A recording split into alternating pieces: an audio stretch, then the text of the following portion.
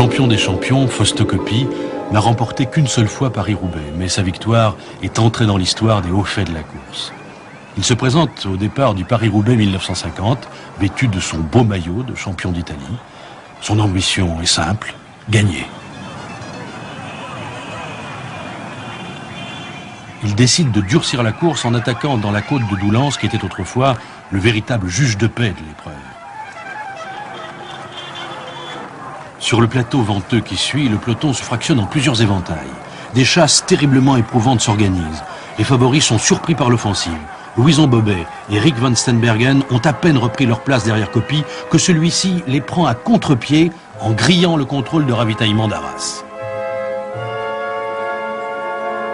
En quelques coups de pédale, le Campionissimo rejoint Siardis et Maurice Dio, parti devant en éclaireur.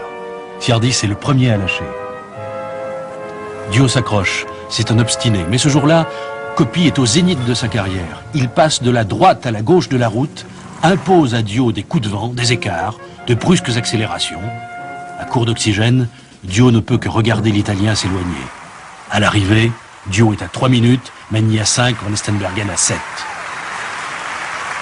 Malgré son physique fragile, ses nombreux accidents, ses fractures, Coppi n'a jamais eu peur de Paris-Roubaix. Un grand champion qui se respecte se doit de remporter la reine des classiques. Le Paris-Roubaix 1952 est resté dans toutes les mémoires, car il fut marqué par un duel de titans entre Fausto Coppi et Rik van Steenbergen. Le Belge est un colosse qui n'en est pas à un travail d'Hercule près.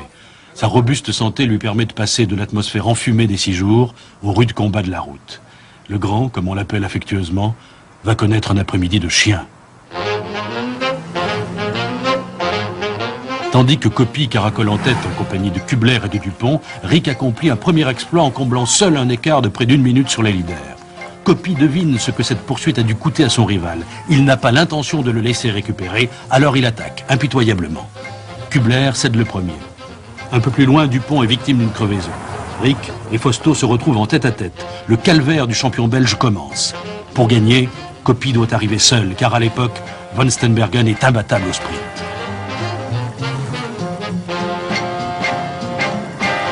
Dans la côte de M, Coppi comprend que Rik ne le lâchera plus. Il se redresse et lui donne une tape dans le dos, comme pour l'inciter à prendre le relais. Rik n'aurait accepté ce geste d'aucun autre. Mais il s'agit d'une affaire entre grands seigneurs. Un code tacite auquel nous, pauvres mortels, n'avons pas accès.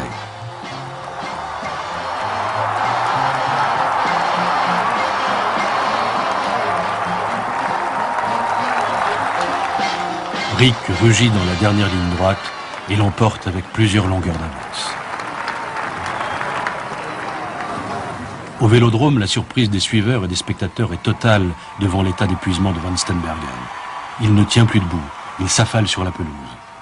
Il avouera plus tard: Coppi roulait si vite que je me suis demandé si je n'allais pas laisser tomber. Un démarrage de plus et j'étais mort.